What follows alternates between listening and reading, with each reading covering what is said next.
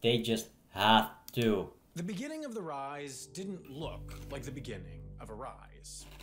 Not far from the tiny country of El Salvador's capital city, San Salvador, is a smaller city, Santa Tecla. Maybe this will explain And not far outside of Santa Tecla is the tiny coffee town of Nuevo Cuscatlán. Though I only a wanna know. 7-mile, 12-kilometer drive from San Salvador, this 7,000-person city feels far away from the busy capital. And it was here in 2012 where 2,754 voters put their faith in a young, business-savvy political newcomer for mayor, defeating the Conservative Party opposition by the slimmest of margins, just 169 votes. Wait. But such a narrow margin didn't dim the young Nayib Bukele's ambition.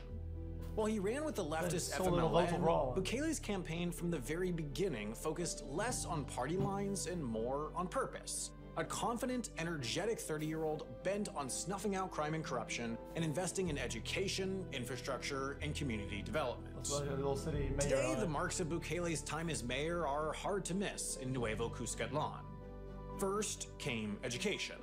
Upon taking office, Bukele announced he'd forfeit his salary so could instead help fund a scholarship program. In that year, Nuevo Cuscatlán's illiteracy rate stood at about 15%. With the launch of a citywide reading program, Salvadoran press celebrated that in 2015, the city was free of illiteracy, making it the third town in the department to reach the mark and moving it well ahead of the national average. The other metric that Bukele would go on to tout in future campaigns was that while he was in office, Nuevo Cuscatlán only saw a single homicide. While the exact number was disputed, the exceptionally low homicide rate was a major point of pride, as the country has been fighting the violent and entrenched MS-13 and Barrio 18 gangs since the end of its civil war in 1992. Why, It's is been this an ironic? uphill battle against the hyper-violent and incredibly cruel gangs since Bukele was a teenager, so no matter how relatively safe the small town was to begin with, in a country with a legacy of gang violence, such a safety record was as much an accomplishment as education for the young mayor. The other successes of Bukele's office were more tangible. At the end of 2012, the city opened its first 24/7 medical clinic. Moving fast and not worried about how the city would pay for things, ground broke on a new library, and the city embarked on a multi-million-dollar water project that would make drinking water available 24 hours a day rather than the meager 3 hours available previously. In 3 years, Nuevo Cuscatlán went from an unexceptional provincial town to exemplary. If politicians just took bold action, the town proved, things could change for the better of everyone. At the same pace that the city changed, the leader of the transformation went from unheard of to the next big thing. Prior to politics, Bukele's career had made stops in consulting and political advertising for the party he now represented. Hold on. Now, as a politician himself, he made the most of his professional experience. No good deed would go unclaimed or underreported. If infrastructure and education projects didn't sell Salvadorans on the small town mayor's standing as a politician for the people, perhaps the YouTube channel would. Here he posted clips of his interviews and debates that aired over local television. But he didn't stop at just getting his message out. He used the platform to further an image of a man firmly for the people, posting videos of him moving through the town, talking with kids, celebrating the launch of the medical center, and answering questions from the community. The brand building wasn't confined to the internet either. On everything that the mayor touched, the library, the hospital, the signs at city limits and construction sites alike, and the podiums from which he spoke, was now a light blue N, which replaced the city's prior logo and highlighted the positive transformations directly connected to Nayib Bukele's term. The project worked. There's gotta be a He catch remade somewhere. the city, and in doing so, built a personal image as a champion of the people, unafraid to greenlight big projects and take big swings. While mayor for only a single 3-year term, journalists now visiting years on are hard-pressed to find a single person in Nuevo Cuscatlán that has a bad thing to say about him. While Bukele's time as mayor was transformative, it was also short. Bigger things beckoned as both he and the FMLN recognized that the new guy with bold ideas and a record so sterling had huge potential in a political environment dominated by aging voices of the Civil War that had ended decades ago. The logical progression was the mayor's office of the nation's capital, an office that would garner more attention and potentially position the ascendant politician for a presidential run. While San Salvador dwarfs Nuevo Cuscatlán, Bukele took a similar approach. He built a new library, reinvigorated old shopping markets, invested in infrastructure, spent serious money, and signed off on glitzy vanity projects to ensure his image rose. Bro, I don't know what you're talking about. This is your home television increasing Mexico. Brother, this is El Salvador. It's not in Mexico. What? Along with the cities. Salvadorans followed, and his popularity continued to rise. Nationally, though, other trends were on the rise in equal proportion. Dumbass cheddar. By the time Bukele took office, a truce between MS-13, Barrio 18, and the national government had recently collapsed. In 2 years, homicide rates had more than doubled, and by 2015, the country was seeing an average of 18 homicides a day, while its 103 homicides per 100,000 inhabitants had ballooned to the world's worst rate. At the very same time, the nation's prisons were beginning to overflow as the federal government leaned back into heavy-handed gang policies that threw more and more gang-affiliated Salvadorans behind bars. From 2010 to 2016, the country's total prison population grew by more than 11,000, while the incarceration rate hit 579, far outpacing any other Central American country and nearing the top of the list globally. While Nayib Bukele Whoa, what the fuck? American country and nearing the top of the list. The incarceration rates, bro. USA is at 693 per 100,000. Hello, yo, America, fix your shit, man. Fix your shit, motherfucker. My goodness, man. These are a bunch of fucking bums. Globally. While Nayib Bukele's name recognition was expanding and image as a big idea reformer was sharpening, yeah, but they use them as country slaves. was crumbling.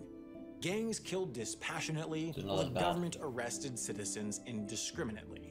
Salvadorans were nothing short of desperate for change, as the threat of gang violence now impacted every aspect of everyday life.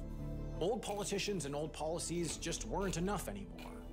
A lane emerged. For decades, El Salvador's politics effectively ran as a two-party system. It was FMLN or it was ARENA. No serious candidate would even consider running for high office without aligning themselves with one of the two. But despite surging popularity, Bukele's support from FMLN, his party was waning as he constantly broke rank and strayed from their platform, so in response, he was failing to get the votes of his own party members for some of his mayoral ambitions. They became the barrier to his goals. This quickly devolved into a vicious cycle of one criticizing the other and vice versa, before finally, Bukele gave them an excuse to get rid of him. FMLN officials alleged that he called their lawyer a bruja, a derogatory term that roughly translates to witch.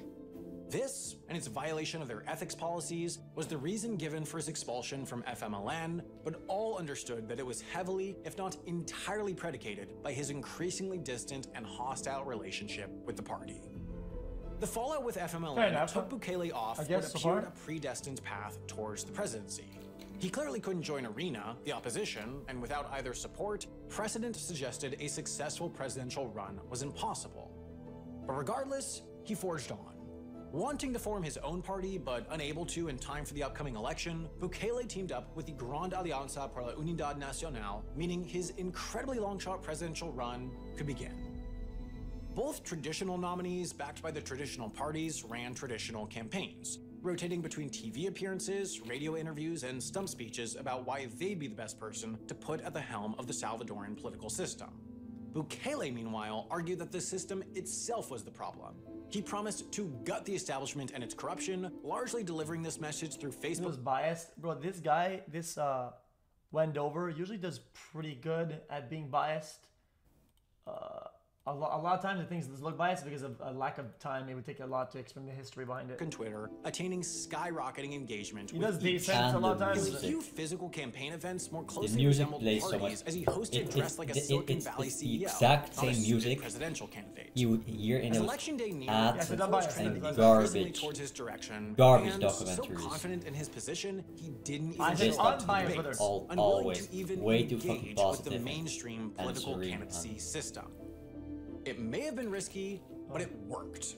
The FMLN candidate attained 14.4% of the vote, the ARENA one 31.7%, and Nayib Bukele, the 37-year-old outsider, commanded 53.1%. Wait, that means he gets majority. Dude, fucking dumbass wait, chat. At the time, was that a new party, chat? Or they dumbass had already chat. like putting out Chat, is that a completely new some party? French guy Or had they misspoke. gotten support over like You know what in he other meant, years dumbass, by fat small ass numbers, bitch. whatever. That sounds fucking insane. Dude, that sounds fucking insane. Because it takes a long time usually to start getting votes on a new party. It's usually like at least in Canada and shit. Like we had like the NDP, and a lot of people like the NDP, but don't even vote for it because they know they can't win. A decisive victory that the almost inevitable runoff wasn't even necessary. On June 1st, 2019, Bukele assumed office and became the 43rd president of the Republic of El Salvador. NDP, NP, don't give a fuck. Change came quick. In the days that followed, Bukele unveiled his so-called territorial control plan. The plan that would transform El Salvador from one of the most dangerous countries in the world to one where people could simply go outside without fear. Oh, it reportedly had 6 phases. People could simply go outside. Dude, some of those look fucking bussin'. Without fear. It reportedly had 6 phases, with a 7th to be implemented only if the rest didn't work. Each phase was only unveiled at its start, but the first started just 20 days into his presidency and was dubbed Preparation. It comprised a surge of police and military into 12 of the country's most dangerous communities, ones that were effectively gang-held territory, along with initiating a state of emergency in the nation's prisons, prohibiting visitors and calls so that incarcerated gang leaders could no longer communicate. Essentially, the idea was to just start, to use the resources on hand to do what they could to start to fracture gang structures. The next phase was opportunity. Perhaps as a way to foster public support before the more heavy-handed phases to come, this second step involved using a $91 million loan from the Central American Bank for Economic Integration to invest in community centers, skate parks, schools, and other services that would work to prevent young people from joining gangs in the first place. But phase 3 was where things got. It's crazy how high impact such quote-unquote low amounts can be in struggling communities. Like, it's insane how much I know it's all politics or whatever, but the amount that the US funds a bunch of dumb shit for like billions on billions on billions, and you see like 100 whatever mil does that much for a community like that. It's insane. Like, tricky. In terms of like ratio of actual impact, that's like incredible impact. The name was modernization, and the idea was to buy the country's national security forces some $109 million in equipment. Drones, helicopters, guns, everything they'd need to fight an all-out war with the gangs. The only roadblock to implementing this was that the $109 million loan, again from the Central American Bank for Economic Integration, would have to be approved by the country's Legislative Assembly. The Legislative Assembly, however, was formed by an election in March 2018, almost a year before Bukele's election, long before he could influence an outcome.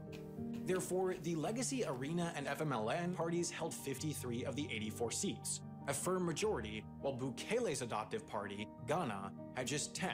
Essentially, in order to do anything, including get this $109 million loan, the president had to appeal to the lawmakers from the 2 parties he had just convinced the entire country were the problem in his campaign. Well, he wins majority elections and they get fucking 10 seats? What the fuck am I even looking at? I don't know how the system works. Unsurprisingly, the parties pushed back, asking for more transparency on where funds would go, leaving the loan and phase 3 of Bukele's crucial territorial control plan deadlocked. This is where things got iffy. Supposedly, the president invoked one of the powers granted to him by the Constitution, Article 167, Part 7, which allowed the office holder to convene an extraordinary session of the Legislative Assembly when, quote, the interests of the Republic demand it. While vague, many questioned whether the lack of approval of a loan constituted an extraordinary situation worthy of an emergency legislative session. While lawmakers squabbled over whether this was a legal maneuver, and therefore whether they would attend the Sunday session, Bukele pushed back, saying it was their constitutional requirement and threatening them by publicly reminding everyone of Article 87.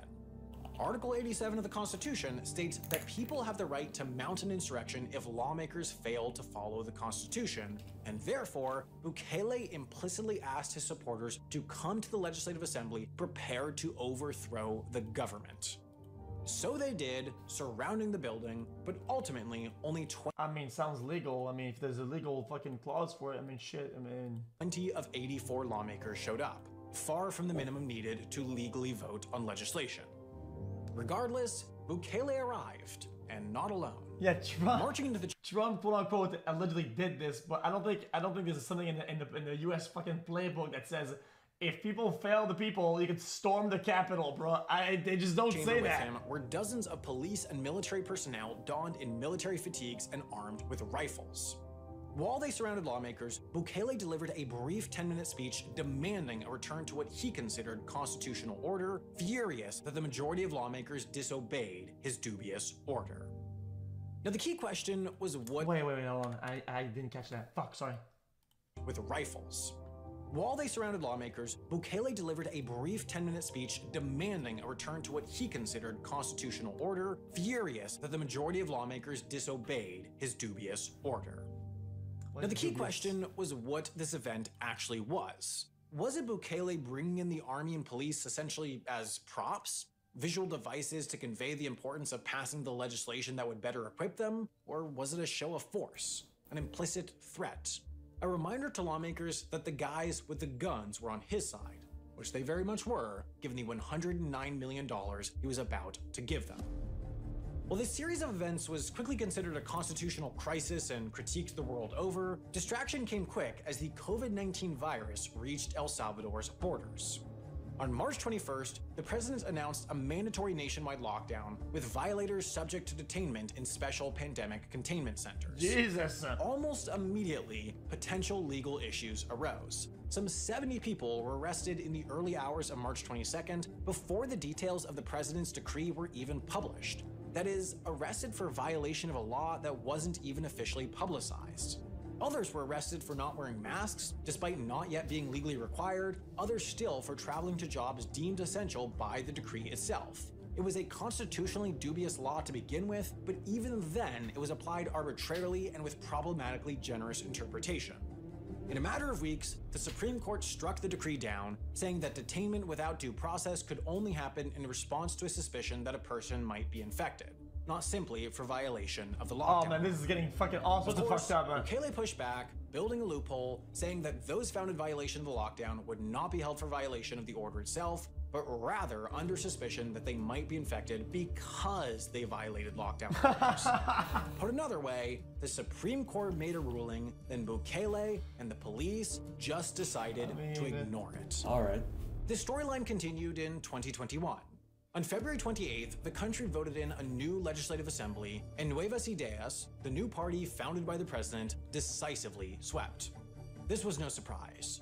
Through this all, Bukele was incredibly popular. Opinion polling hovered around 90% approval rating, making him one of, if not the most popular president in the world. His popularity translated to his party winning 56 of 84 seats. That's to say, they alone held a majority. Yeah. No longer would Bukele have to face the opposition of the majority of the legislature. Wait, they don't even need to ask for support of other people, other parties, right? They could just get together, talk about shit they want to do, and just send it, yeah? Assembly. No longer would he need to concede to FMLA and Arena wishes. So just one major roadblock remained: the Supreme Court itself.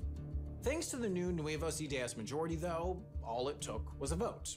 The president said the body was making arbitrary rulings that were impeding his ability to manage the pandemic, the national legislature voted to dismiss the 5 dissenting judges, and Bukele filled the bench with 5 new ones that would vote as he wished.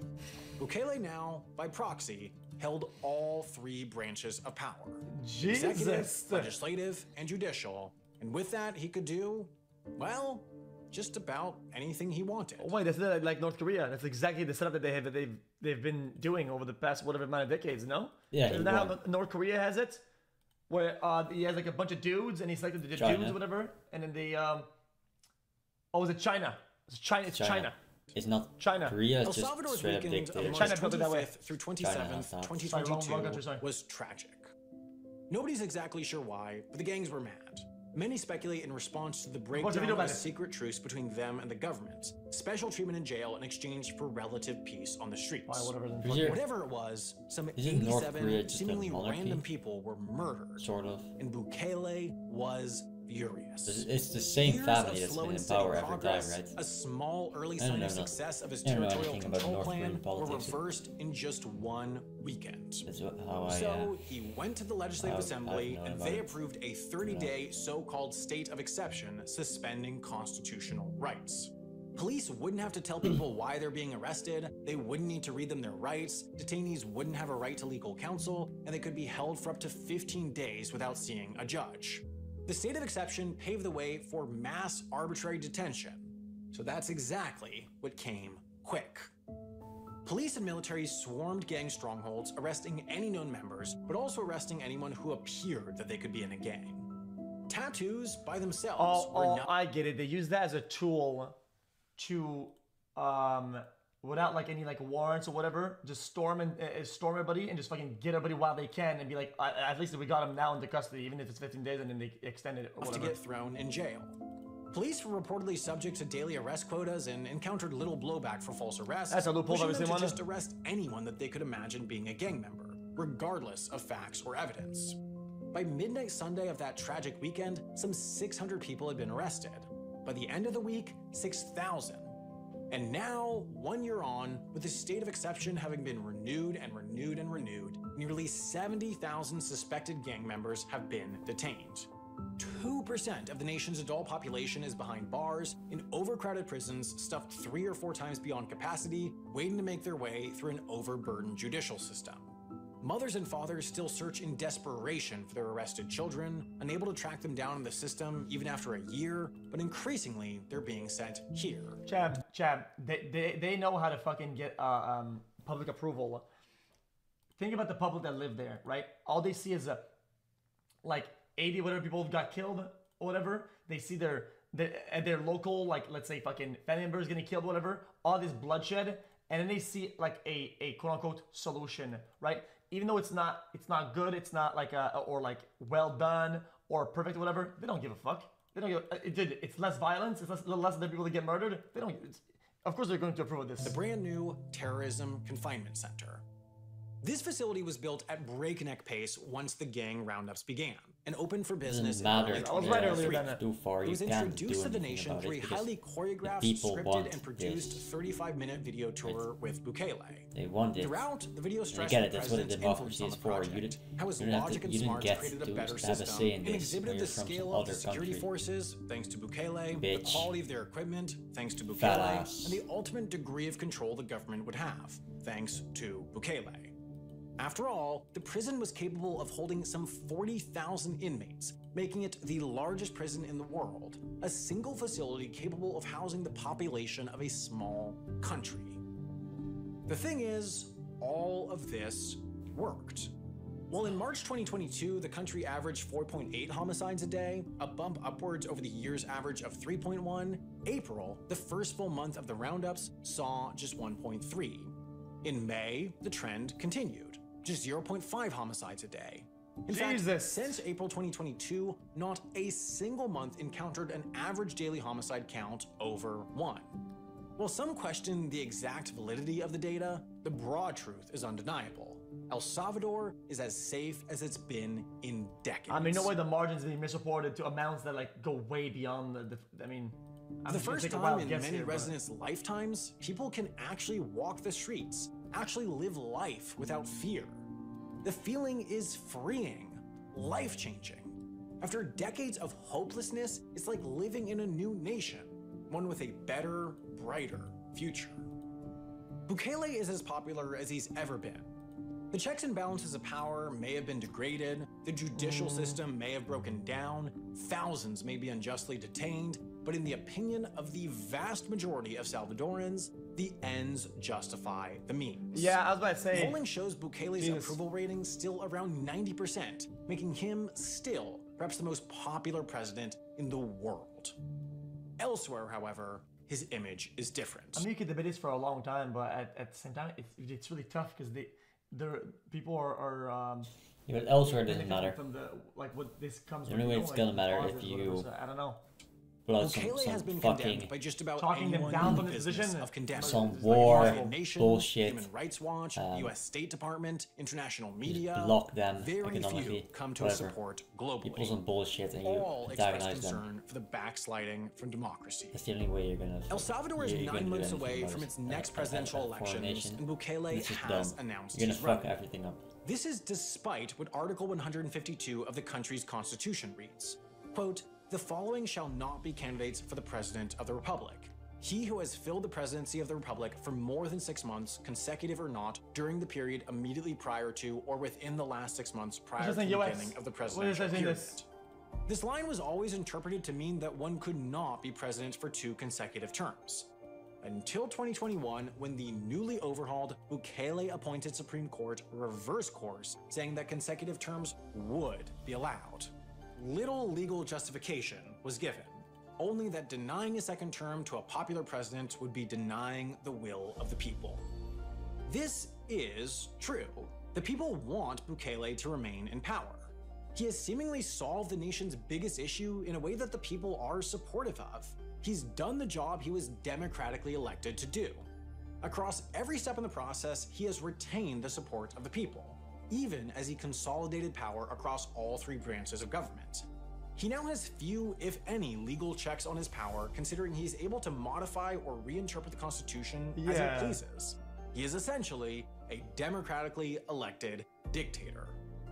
The dissonance between the opinion of El Salvador and that of the rest of the world has... I mean, wouldn't the people that are around it, I mean, he can't do it all by himself. Wouldn't the people around him and in the seats, whatever, if he was to use this, like, with extreme bias and it was to be, like, deliberately doing dumb shit and weird shit, I mean, surely they wouldn't back it up.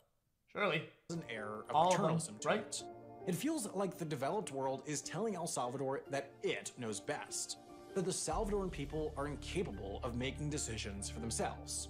This dynamic has been a feature of the nation's relationship with the US in particular for decades. The superpower has long meddled with domestic Salvadoran politics. Much of the supposed international concern is propaganda. I mean, that's rooted what, in like I this. said, like I'm interpreting the information I'm given when I'm making a take about the actual thing. I'm making a take about the video, which is, you have to make a distinction here. Okay, I'm making a take about the video based on what I'm given, which is flat out this. I haven't had all the history behind it because the other video presented some data that was against some of this. So condescending feeling of impossibility that the country truly figured something out on its own. But a distinct other part of the concern is likely rooted in the more objective, rational, emotionless analysis people who didn't live through decades of warlike state are able to undertake. The potentially more accurate understanding of the sacrifices being made to solve the crippling crisis of gang violence. Leaders come and go. Even if Bukele is a perfect, benevolent dictator for life, he will eventually leave office, either democratically or through death. It is possible, even common, that checks and balances in a democratic system get in the way of progress. They make things slow, but they also make things methodical. It's through this process that decisions are properly vetted. It's a system of government designed to depend on the system itself rather than any particular individual. So it's a system of government that makes short-term sacrifices for the long-term gain. El Salvador, meanwhile, has flipped that on its head. It's putting all of its eggs in one basket and making long-term sacrifices for short-term gain. Maybe the people are right. Maybe it's a sacrifice worth making to solve the #1 issue holding the nation back. Or maybe the international observers are right. Maybe their outside perspective is valuable and the country truly is making a colossal mistake. But what's sure is that if it is a mistake, it's their mistake to make. As a sovereign nation, sometimes, short-term gain can turn to long-term gain, right? If it dismantles all the very structured things and it dismantles like very elaborate systems or whatever, I mean, dude, that into the next generation will have a major impact. They will have to rebuild have the right to decide on their rock ages without international meddling what they want to do, even if that means the democratic election of a dictator. The accessibility of smartphones these days has changed a lot, but one interesting thing I think it's changed most dramatically is what happens when we don't have something to do. If we're waiting for the subway or to pick someone... I favor their educational background as they have clear, concise explanations. And so annoying, man. It's always the same 5 companies that have these paths. So annoying. This is repetitive. I lived my early childhood there. My mom lived there most of his life in Phoenix.